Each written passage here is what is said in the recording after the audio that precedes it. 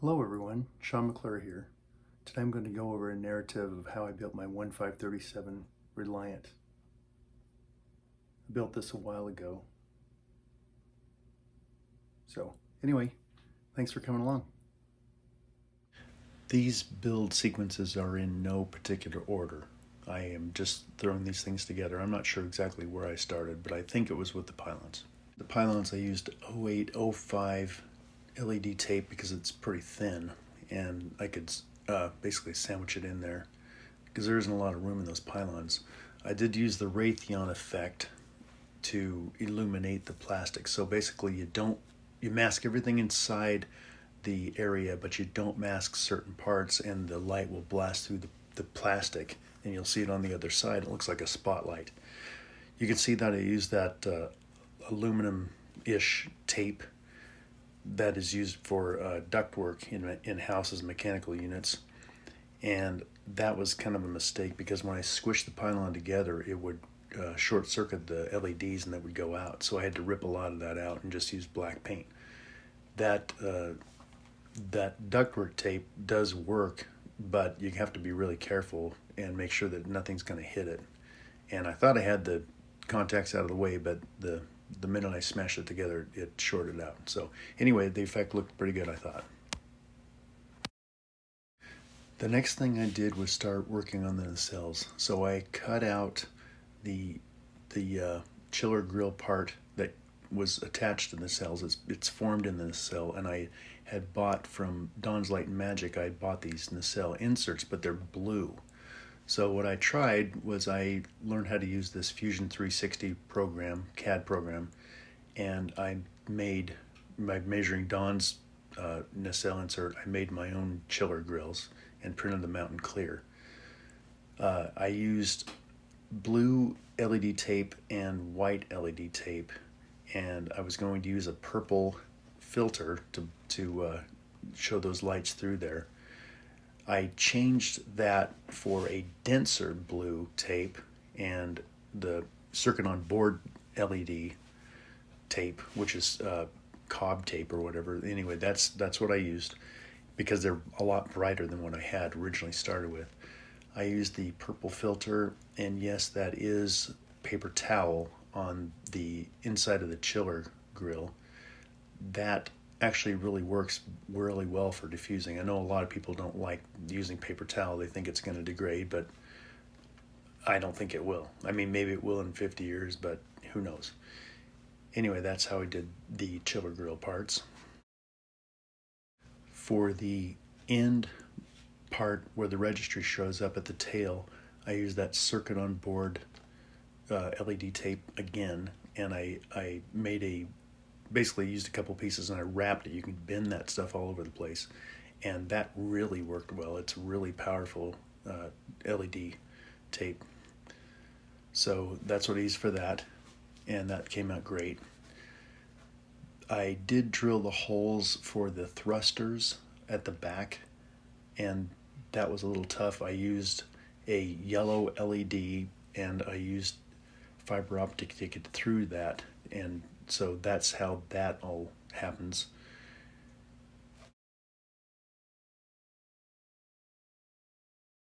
At the front of the nacelle, my brother worked on a program called Blender, and he made those crystals that usually are illuminated in blue. He made these crystals, and I printed those in clear resin, and then put a blue LED underneath that and light blocked it all, as you can see. On the outside of the nacelle, there is a slot that shines on the outside, and that I used a flat LED and basically aimed it down the flat part, and then I covered it with styrene and light blocked that too, and that turned out pretty good. That's part of the startup sequence.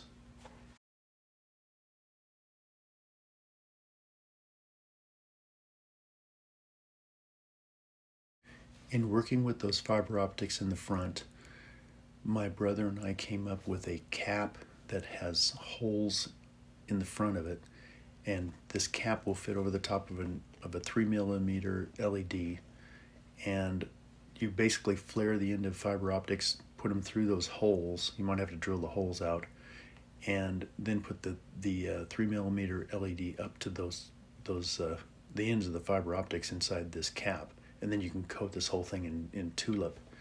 But it's a kind of a quicker way to use fiber optics, and it's been working really well.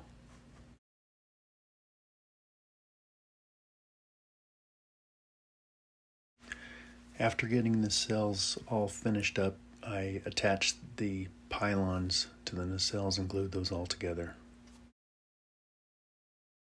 Moving on to the roll bar, I worked on the Photon launchers, and I used more of those caps that my brother and I came up with fiber optic.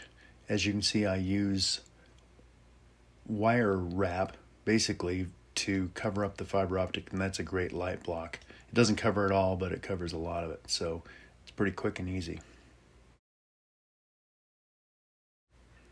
The bridge was the next task, so I've got a light in front that's aimed at the hull. On the sides, you can see that there's some fiber optic that are going to be the red parts. So that was quite a task hooking this all together. I started working on the planetary sensor below the hull. I think that's called the planetary sensor. Anyway, it comes with a clear plastic part that I drilled into, and I put in a 5mm bulb, and it radiated to all the outsides. In the front, I used a couple of SMDs that were red, and then put a spotlight in between those SMDs. So it was quite a task, but it looked pretty good when it's done.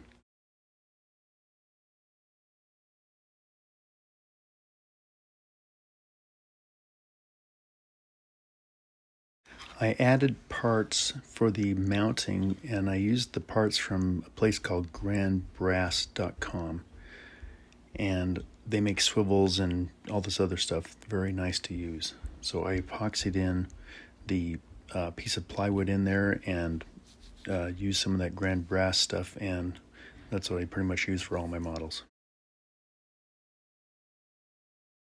The next part was the shuttle bay, which really sets this apart. So online I found a shuttle bay that I could download. It was $10, and I downloaded it, and this is what the link looks like to that. I scaled that up and down until I found the right size, because this was built for a 1:1000, the shuttle bay was, and I needed it for 1:537, so I had to scale it up. And I used the scale 160. I enlarged it by 160. And that was a mistake. I should have done 150, because the 160 I had problems with later on, but I couldn't fix it because there was no time before the contest. I had already made the holes for the photo etch, those parts you can get, and so the holes that I built were too big for the new shuttle bay, so I had to devise a scheme with some styrene and fix that, and I used epoxy sculpt in the whole bit. And that took a while to fix all that, but I did get it fixed. My brother did all the programming for the Arduino stuff that we needed to use for this, and so we got the landing strip sequence correct. The landing shuttle bay that I bought, it basically comes with not a decal, but it's a graphic. And so I printed a part out in black, and then loaded up that flooring with fiber optic, and I think it turned out pretty good.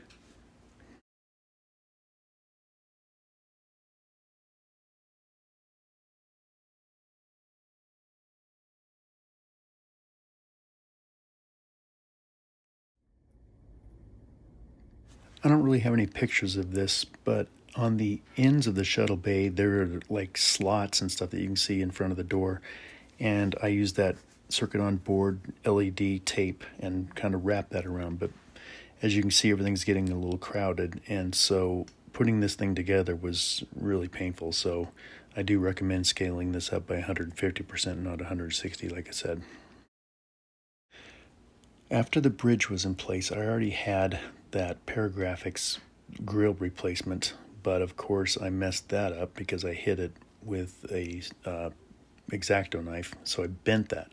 So my brother, on using Blender again, came up with a grill that I used for that, and I did put a like a backlight in it with some fiberfill, so it turned out pretty good, I think. For that part behind the bridge, there's sort of a like a rec room or whatever. I used just a piece of clear, and I think I sprayed it with some white or something to obscure the view. I put a blue light in there and built sort of a enclosure for it. And then I used fiberfill to fill that up, and that looked pretty good.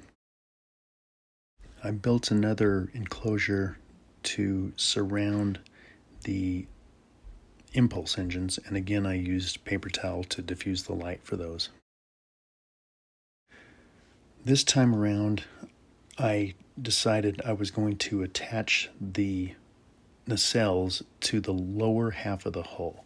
The problem is that there's a pin that goes in the upper half of the hull, so if that pin is in place and you try to slide the upper half in, it won't slide in because of that pin. So I placed the upper half, sheared off those pins, put the nacelles in place, and epoxied them in place. And then I could take off the top half, which is a little tricky, but that's the best way to do this, I've found.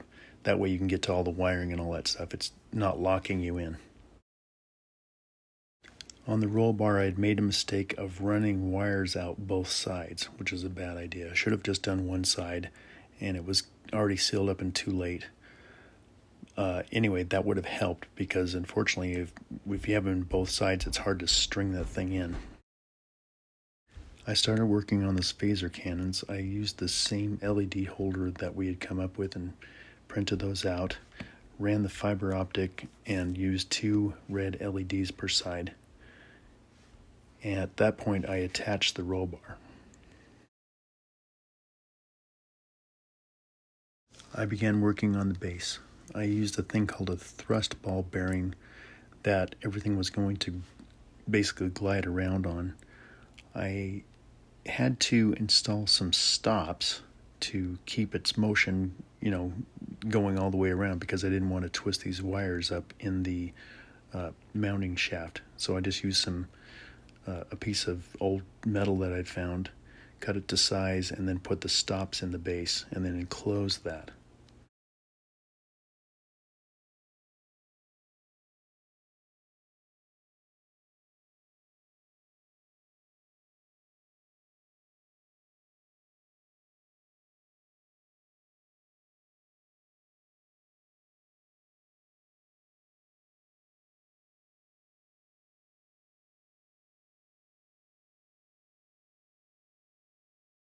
The mirror that I used, I got off of eBay ages ago, and it's basically just a 6-inch by 6-inch mirror that I drilled out the middle of a hole. It's plexiglass, so it's real easy to work with. Unfortunately, I found that the height of the base wasn't going to work very well because it was wobbling around too much, so I had to start over on enlarging those sides, and I did, and it works much better. It wobbles just a little teeny bit, but nothing to get too worked up about.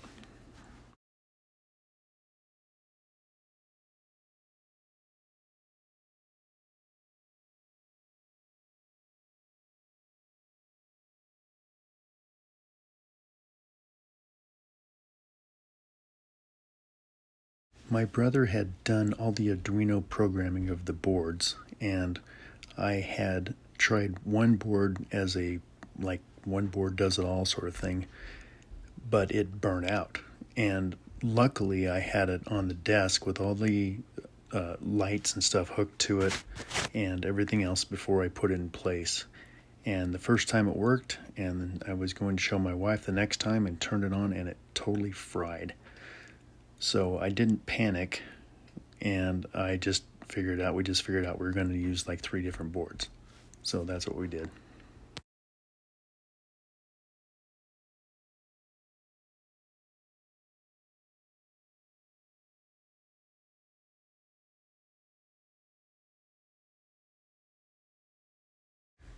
I attached the top and tested all the boards and all that stuff and found a ton of light leaks. So I masked that all off and just used just a ton of black paint. It was crazy. Anyway, I repaired all those light leaks and got that finished.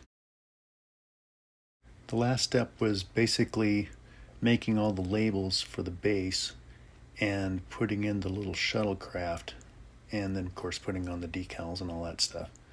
So that was the end. So here's a few shots of it.